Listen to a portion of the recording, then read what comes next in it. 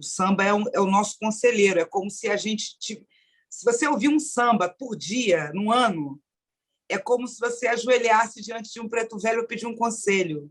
O samba tem isso, assim, ele tem, às vezes, uma função social, ele tem uma função política, ele tem uma função amorosa, ele tem, inclusive, funções que a gente não identifica, mas ele deixa a gente melhor, porque se ele não resolve o nosso problema, às vezes ele faz com que a gente pense nele de uma outra maneira. Assim. Ganhou perdão, e adeus melancolia, adeus a solidão. Quem tanto errou, ganhou perdão. É só nos laços do amor que a gente acha prazer. Encontrei quem me quis e se fez merecer. Ai, esse bem que me guia nesse mundo desigual, vou me dar com euforia para ser feliz afinal. Ai, esse bem que me guia nesse mundo desigual, vou me dar com a euforia para ser feliz afinal. Tereza, boa tarde. Você seja muito bem-vinda ao Consciente Coletivo. Dentro da série, é preciso falar sobre saúde mental, parceria nossa com a Fundação Tide Setúbal. Bem-vinda, Tereza. Obrigada. Tereza,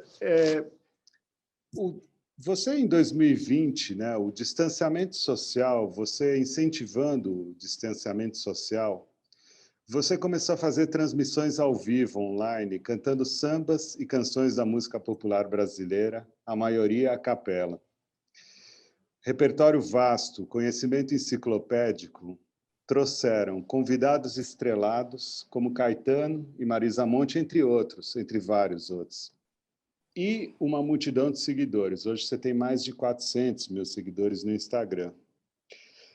Essas lives você trazia também num clima intimista, discussões sobre política, família, relacionamentos, e assim você ajudou muita gente a enfrentar esse tempo difícil.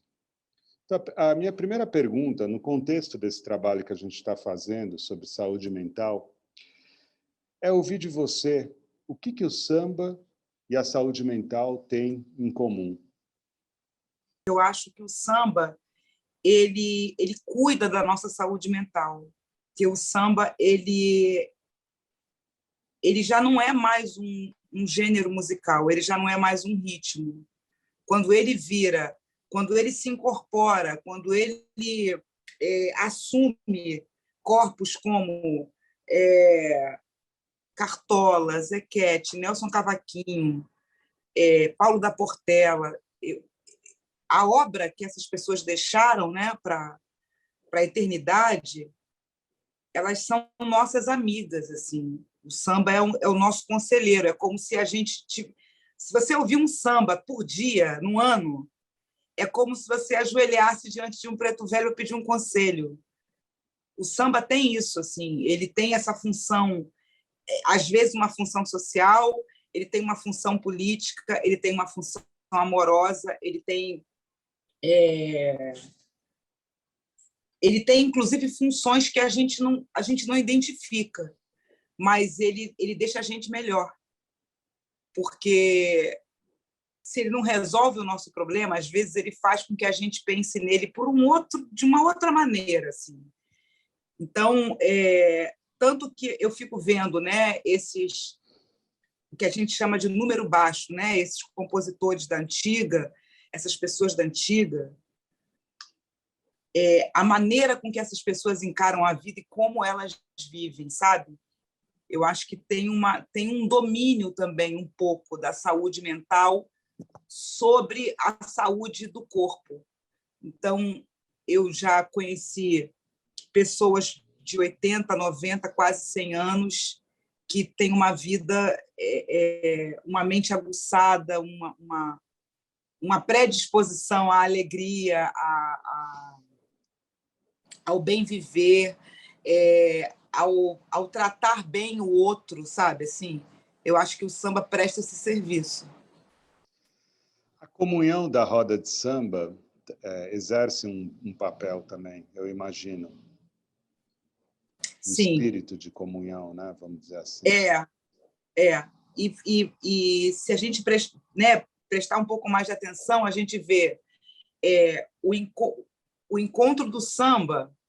Quanto mais antigo o praticante, mais completo é o encontro, né? Porque em torno da roda tem os instrumentos, tem as canções, tem as lembranças daqueles que já foram, e tem comida. Se tem comida, tem alegria, tem verdade, sabe? Eu acho que é um gesto tão bonito você alimentar as pessoas. E o samba sempre teve a comida bem pertinho, né? Na maioria dos encontros, sempre tem comida. E nunca falta a comida. É curioso, assim. Não é uma comida cara, não é sofisticada. Sofisticada até é. Não é uma comida cara, mas vem de lugares bem humildes, mas ela nunca falta.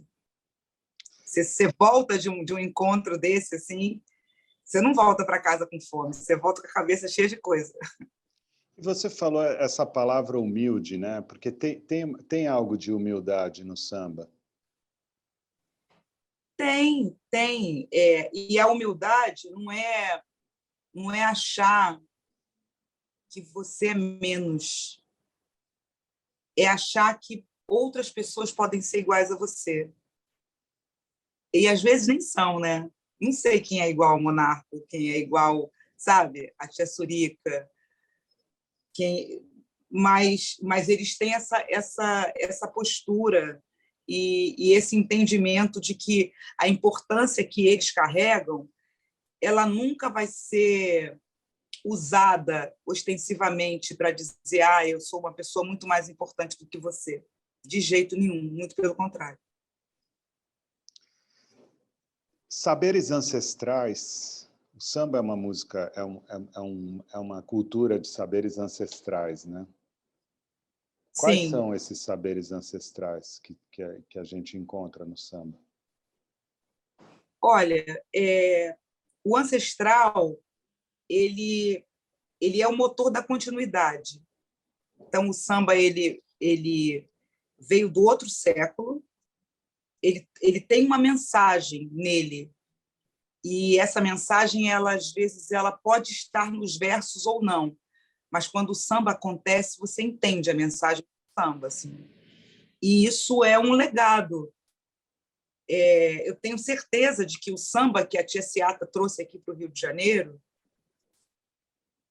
nela, quer dizer, a partir do samba que ela trouxe, o carioca criou o próprio samba, que é uma outra coisa, que não é o samba da Bahia, não é o samba de roda, né?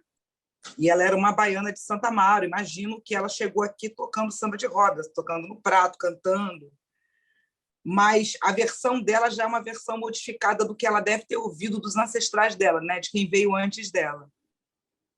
E através da tradição oral, o samba ele foi acontecendo, ele foi se firmando, ele vai se modificando.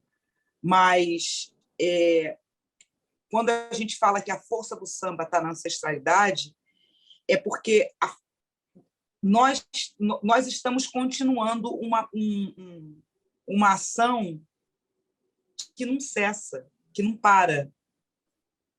Então, foi através da Tia Seata, foi através de Donga João da Baiana, foi através da Dona Ivone Lara, do Silas de Oliveira, do Paulo da Portela, do Monarco, do Zeca Pagodinho, do Marquinhos Diniz, de mim, da Marina Iris, da Juliana Diniz, da neta do Monarco, sabe? Do Felipe Partideiro, o menino que tem 12 anos, toca em roda de samba, parece que tem 30, 40. Isso é uma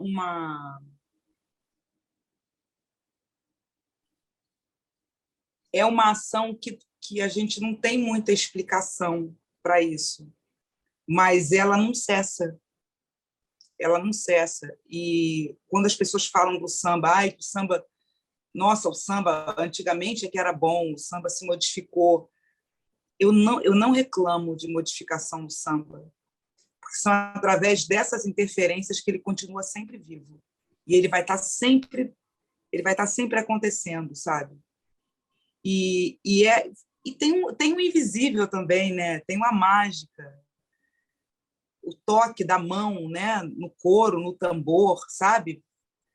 Você faz um chamamento de invisíveis, de seres que você, quando a gente fala de ancestrais, são pessoas que já passaram por aqui, que estão aqui do nosso lado, que estão acompanhando a gente, que aconselham a gente, inclusive, sabe? Eu fico vendo assim essas pessoas assim especiais, né? Tipo Monarco, Cartola, Nelson Cavaquinho, Guilherme de Brito, a gente Candeia, a gente vê as imagens. Em algum momento eles sempre têm um olhar para cima, vai cantar e parece que vai buscar alguma coisa assim. Eu acho que o ancestral age assim, ele aconselha a gente, ele dá conselhos para o que você vai fazer, para o que você não deve fazer, sabe? E sem ancestralidade não tem história, né? Não tem continuidade. Seria o fim de tudo. Agora, Mas é curioso que o samba, historicamente, ele era proibido, né? Ele foi proibido, né?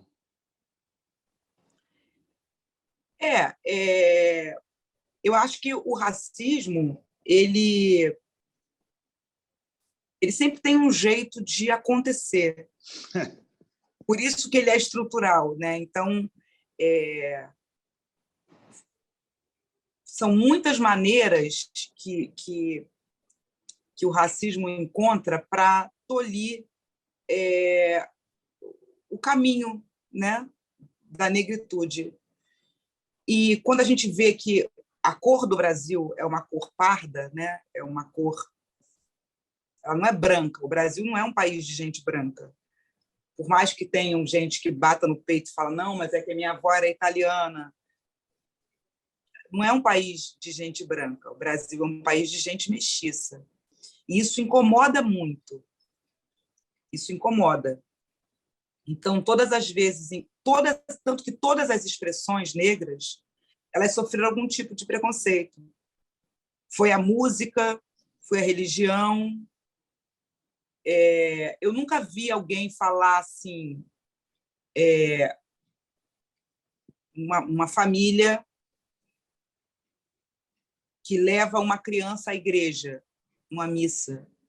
Eu nunca ouvi alguém dizer, mas ele não é muito novo, não, para estar indo na missa? Será que é legal levar ele na missa? Será que é legal botar ele lá em frente ao padre, fazer o sinal da cruz?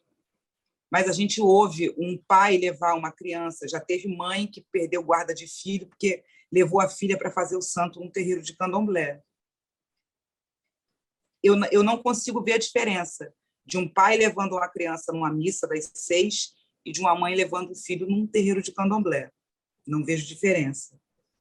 Porque o samba, imagina, você tem os negros foram libertos,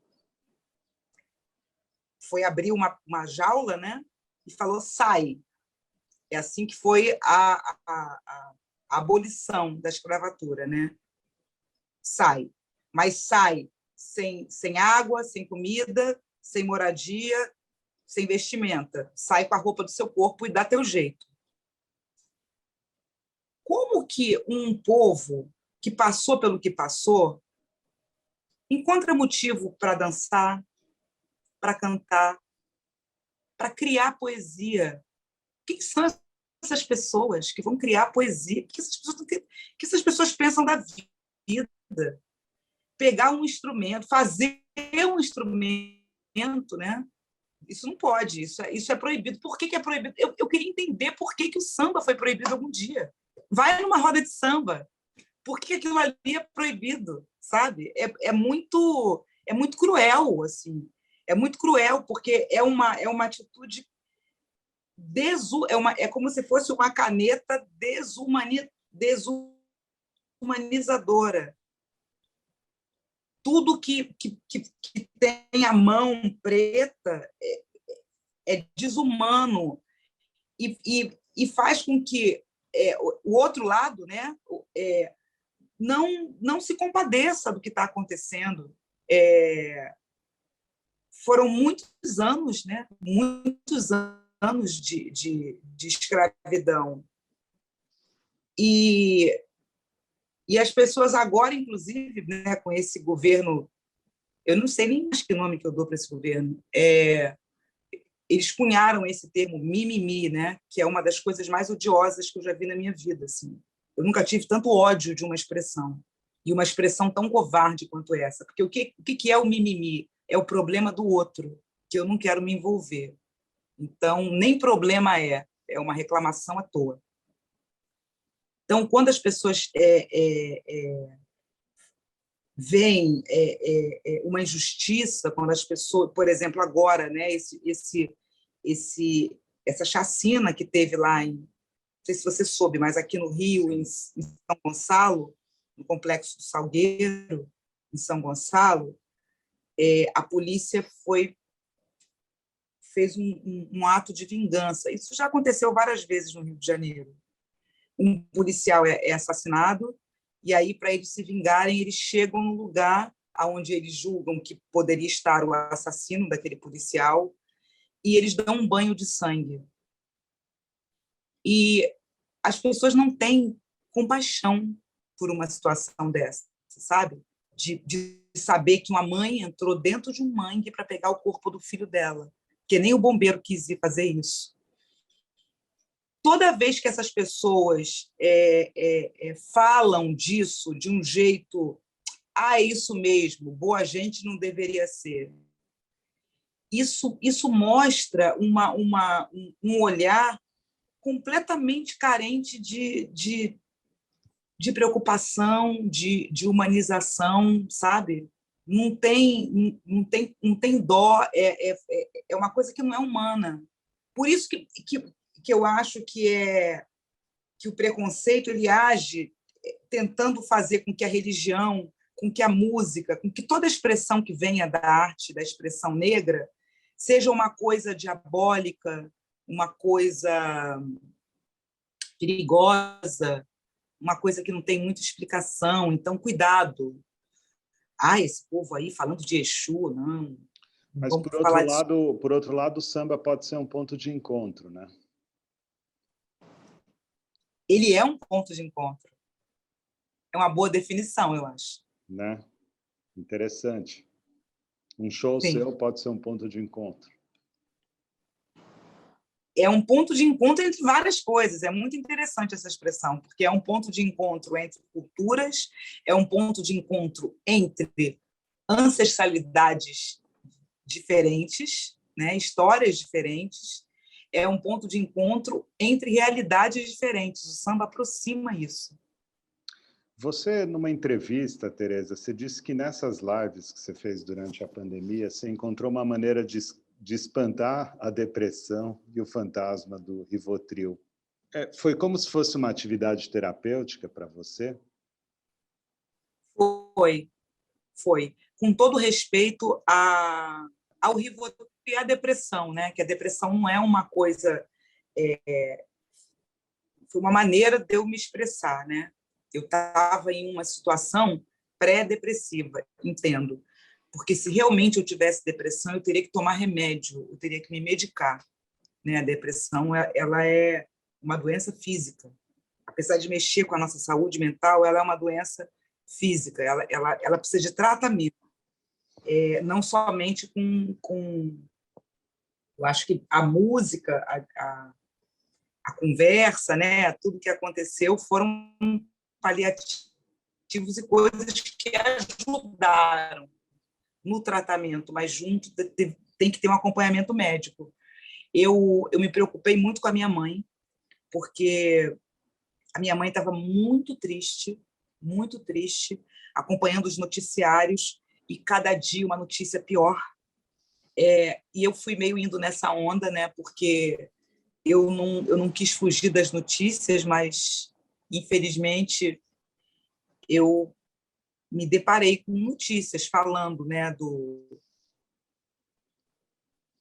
dessa pessoa que ocupa o cargo de presidente do Brasil, né, da família dele. Então, cada vez que um filho dele fugia da justiça, cada vez que um tribunal de justiça é um dos filhos desse bandido, cada vez que ele saía sem máscara, que ele tocava numa criança, passava a mão no nariz, pegava numa pessoa idosa, debochava de gente com falta de ar, se deixava fotografar com arma, aquilo estava me corroendo. Eu fiquei, acho que quase 3 dias sem dormir. E não foi de orgia, né? Foi de desgosto, de preocupação, de tristeza, de desânimo, de desesperança. Nunca pensei em sair do Brasil, nunca pensei em viver em outro lugar que não seja o Rio de Janeiro, que não seja o Brasil. Mas foi me dando um desgosto, um gosto amargo, sabe, na boca, assim, de nosso país virou um manguezal. Quer dizer, um manguezal, eu não vou nem falar manguezal, não, porque o mangue ele é uma reconstrução ali da biodiversidade, um lamaçal, uma coisa sem movimento, sem expressão, sem nada. Assim. E aí eu fui ficando... Essas noites sem dormir foram me deixando muito amarga. E aí, quando eu vi minha mãe com um brilho no olhar, assim, feliz de estar cantando lá as músicas do Roberto, de estar cantando o sucesso da Ângela Maria, eu falei, isso pode servir para mim também. O que eu gosto de cantar? Eu gosto de cantar samba de terreiro. Eu fiz um vídeo, na verdade. Eu fiz um vídeo de 1h30, meia hora cantando samba de terreiro da Portela, meia hora samba do Império, meia hora samba da Mangueira. Aí depois eu fiz, era batalha, que estava na moda batalha de DJ, não sei o que lá, eu fiz uma batalha de melodistas. Cada música do Cartola, eu cantava uma música do Zequete, que eram 2 grandes melodistas. Assim. E aí fui inventando. Quando eu me dei conta, passou um mês. Falei, caramba, um mês, fiz um mês direto, não parei. De segunda a segunda, estou eu ali fazendo. Vou fazer mais. Aí é um saco sem fundo, é um poço sem fundo. A cultura brasileira ela se renova e ela é múltipla. Para qualquer assunto que a gente queira debater, tem uma canção para falar disso. Qualquer assunto. Você escolhe um assunto, tem uma música lá. Se você... eu não sei, você pode saber, mas essa música existe. Sobre saúde mental, que música te ocorre? Sobre saúde mental? Tem uma música que me acompanhou durante algum tempo, alguns meses. Eu fiquei com ela na cabeça e cada vez que eu tinha essa sensação, como eu falei para você, de desesperança, essa música ela me ajudou. Ela vinha como se fosse um mantra na minha cabeça, que é uma música do Gonzaguinha chamada De Volta ao Começo. Posso cantar um pedacinho só para... Claro que pode, por favor. É assim... E o menino, com o brilho do sol, na menina dos olhos sorri e estende a mão, entregando o seu coração. E eu entrego o meu coração. E o vento me ensina as antigas cantigas de amigo e irmão, as canções do amanhecer, semear a escuridão. E é como se eu despertasse de um sono que não me deixou viver, e a vida explodisse em meu peito com as dores que eu não sonhei. E é como se eu descobrisse que a força esteve o tempo todo em mim. E é como se então, de repente, eu chegasse ao fundo do fim, de volta ao começo, ao fundo do fim, de volta ao começo. Larará, larará, de volta. Essa música me faz voar. Você voltou a fazer show ao vivo. essa depressão passou, esse sentimento ruim? Porque a situação mudou, mas não mudou, né, Tereza? Mudou, mas não mudou, né? Então, assim, a gente tem um vilão de desenho animado, que é pior do que o vilão do desenho animado. Porque o vilão do desenho animado, ele só quer o mal. A gente nunca vai ver, sei lá, o coiote fazer alguma ação que, plantando uma árvore, a gente nunca vai ver a maga patológica fazer alguma coisa, dar um doce para uma criança. A gente não vê, porque foi desenhado ali para o mal. E esse cara é isso. Ele, inclusive, ele que é tão preocupado com a família, né? Com a família dele, inclusive, nem a família dele ele faz bem, porque ele criou bandidos. Ele criou pessoas que continuaram o lamaçal, né? que ele cria, que ele tenta espalhar pelo Brasil. Então, às vezes dá um certo desânimo. As desculpas que se dão para o genocídio dos povos originários no Brasil é uma coisa muito nojenta, é muito bizarro. É muito bizarro. É a mesma desculpa que se dá quando se mata um preto por acaso. Desculpa, eu achei... Ele estava carregando um guarda-chuva, eu achei que era uma arma, desculpa. Não, ele estava carregando uma marmita, eu pensei que fosse uma arma. Eu queria...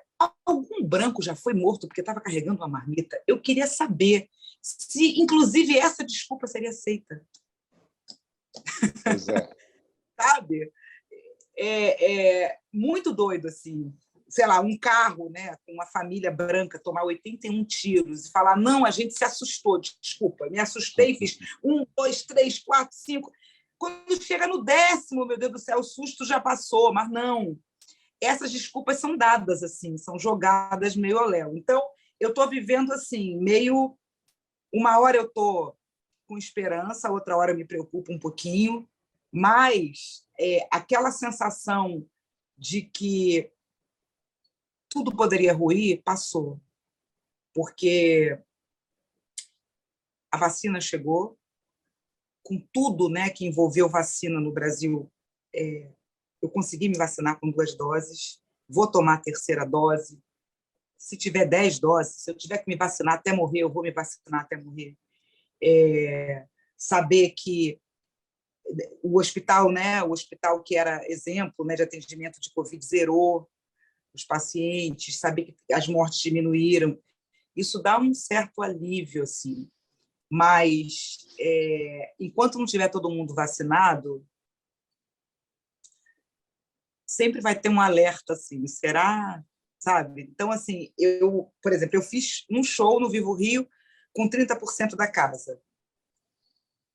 Dei uma afliçãozinha, mas fiz. Eu não sei como é que se acaba uma pandemia. Vai ter um dia que alguém vai falar, acabou. Acabou, que nem futebol, assim. Alguém vai apitar e vai falar, vamos embora, gente, vamos para a rua. Ou se é isso, né? Se a gente dá um passinho para frente, daqui a pouco dá um passinho para trás. Eu não sei como é que é. Como é que você sentiu o público? O público, primeiro no tempo das lives e agora o contato físico. Como é que você sente que as pessoas estão? Como é que está a saúde mental das pessoas? Em que medida as tuas cantorias ajudaram essas pessoas? Não consigo entender direito assim todo o efeito que possa ter causado, mas eu tentei criar uma corrente de amor, de cuidado, de carinho, de lembrança.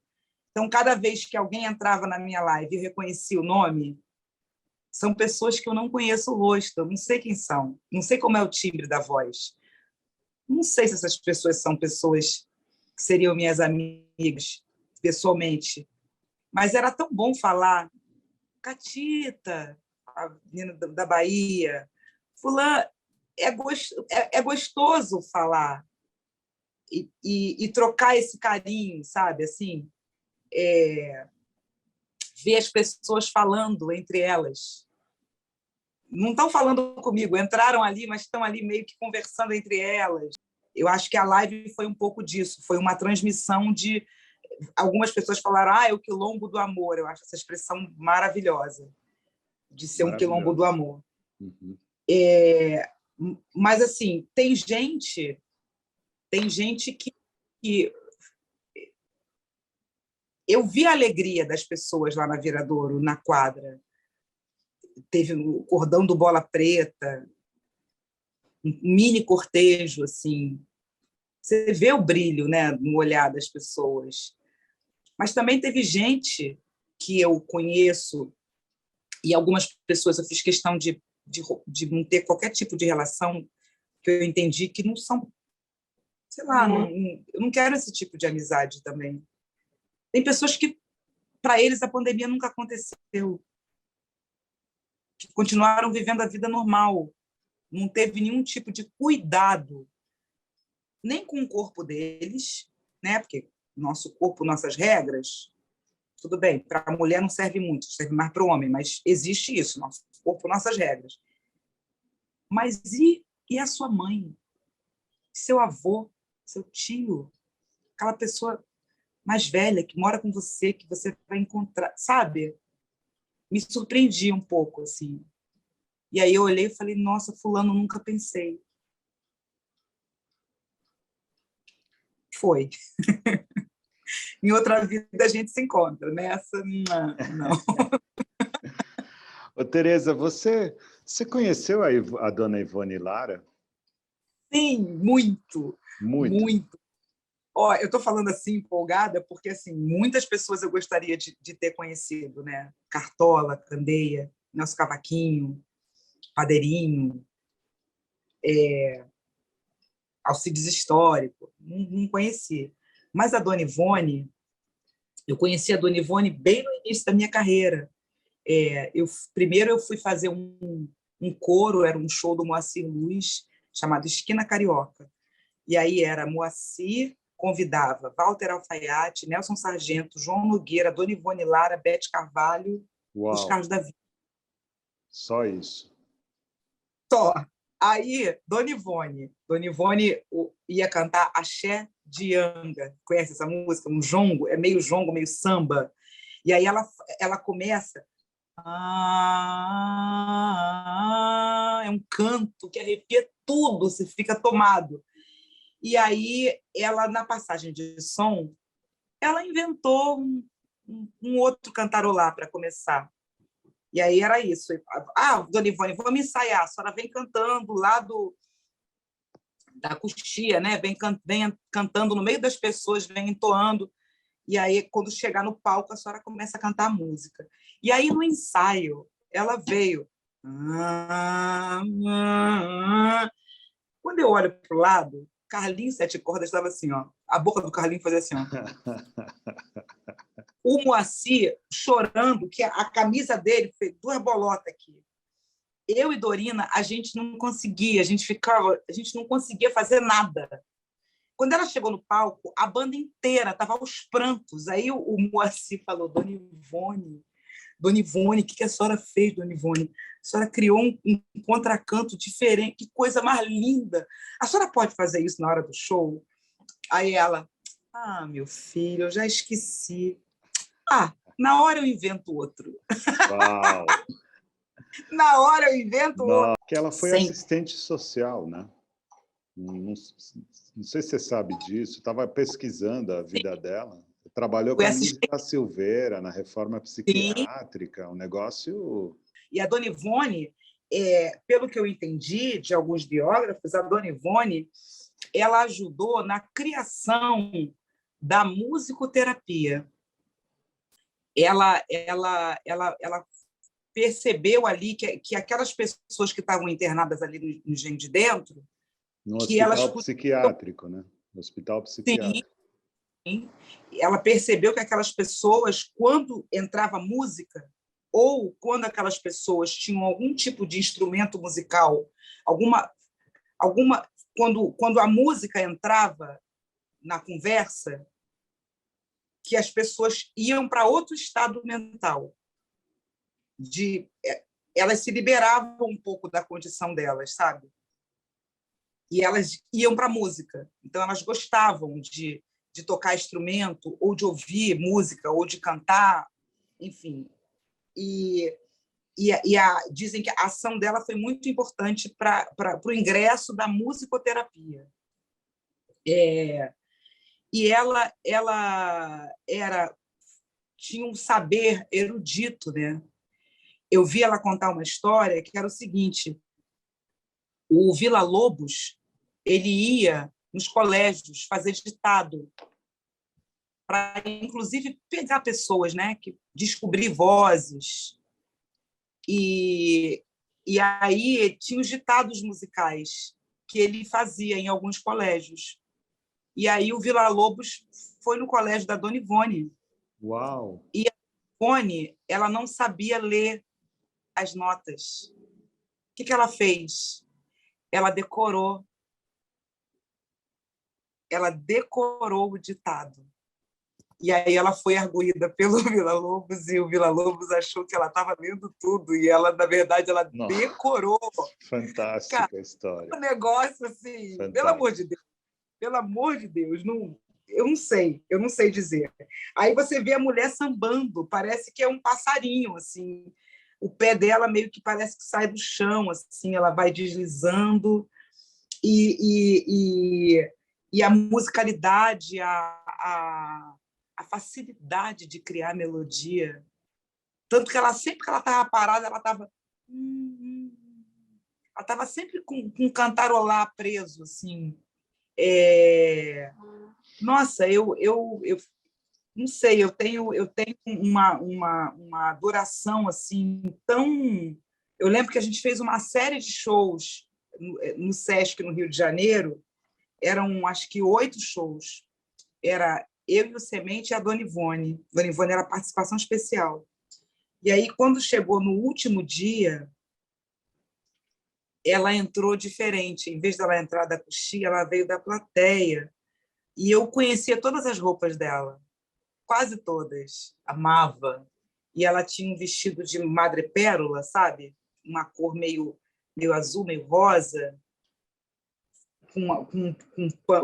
Era uma seda, assim, não sei que pano era aquele, mas era uma coisa assim, um pano bem leve, parecia uma sereia. E aí ela veio no meio da plateia, ela veio, parecia uma santa, assim, voando, né? A plateia de cima, ela veio descendo assim até o palco. Ela vinha cantando e a gente cantava junto. Eu não consegui cantar. Eu não fiquei parada olhando assim. Eu gostava de olhar para ela, achava ela linda, completamente linda. Eu lembro também uma vez no Semente, que era aniversário dela, e o parceiro dela, o Bruno Castro, era amigo do João Calado, então fez uma festa para ela no Semente. E aí o Semente era um barzinho, a lotação do Semente era 104 pessoas, imagina, era isso. Eu E aí o fui. Semente completamente, todo mundo assim, uma cabeça aqui, um pescoço aqui. E aí não tinha lugar, estava muito cheio em cima. Eu me ajoelhei, porque embaixo dava para respirar melhor. E eu fiquei de cara nos pés dela. Ela estava com a sandália assim, dourada. Ah, E fiquei só vendo o pé dela, sabe? Assim, ela cantando, ouvindo, né? E os pezinhos dela para lá, para cá. Olha, eu falei, meu Deus do céu, não me deixe esquecer dessa visão, porque essa visão ela vai me ajudar algum dia, na hora de eu compor uma canção, na hora de eu fazer alguma coisa, ou eu tiver num desespero total. Essa visão, eu não posso esquecer disso. Foi uma das coisas mais lindas que eu já vi na minha vida. Assim. É sei lá, uma pessoa. Eu não gosto de comparar, artista não se compara. E tem muita gente que fala, ai, fulano, eu não sei o que é lá brasileiro. Não, mas eu acho que a Dona Ivone, a importância da voz da Dona Ivone é tão importante quanto a Ella Fitzgerald é para o jazz americano, sabe?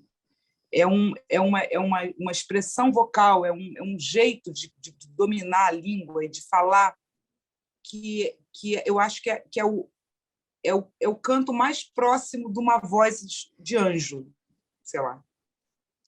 Tereza, aqui já rumando para o final da entrevista, Eu queria te perguntar, qual que é o teu lugar de fala? O meu lugar de fala é mulher, suburbana, preta, vascaína, muito vascaína,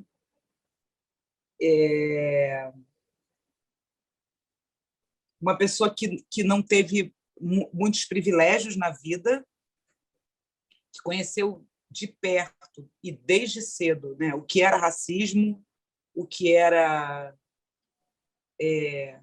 injúria racial, mas nunca passei fome, mas passei dificuldade. Sempre tive comida na minha casa, sempre tive. Meu pai era feirante, então, enfim, a gente sempre teve frutas. Minha família, mesmo com dificuldade, sempre teve famílias que ajudavam, sempre conseguiu ajudar. Minha mãe estava sempre pegando alguma criança para criar junto com a gente.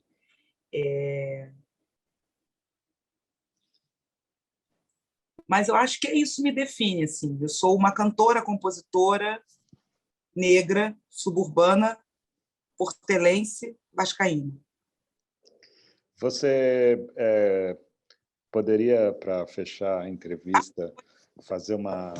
Como é que é? Desculpa, não escutei. E De novo, de novo, um não ouviu? Umbandista. Isso, eu sou da Umbanda. Nossa, você teve que falar 3 vezes para eu escutar, hein? Confirmou, então. Ô, Tereza, você quer fechar com algum samba? Quero.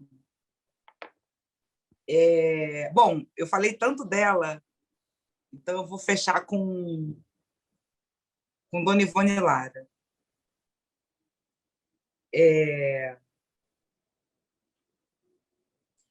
Um samba chamado Adeus à Solidão. Assim. Lá vai todo o meu sofrimento embora, sorrisos e alegrias estão a me esperar no meu caminho, flores se abrindo, de novo a esperança, e a vida está sorrindo, que bom. Para bem longe vai meu sofrer, vou sentir o que é viver. Adeus, melancolia, adeus à solidão. Quem tanto errou, ganhou perdão. E adeus, melancolia, adeus à solidão. Quem tanto errou, ganhou perdão. É só nos laços do amor que a gente acha prazer. Encontrei quem me quis e se fez merecer. Ai, esse bem que me guia nesse mundo desigual, vou me dar com euforia para ser feliz afinal. Ai, esse bem que me guia nesse mundo desigual, vou me dar com a euforia para ser feliz afinal. Tarará.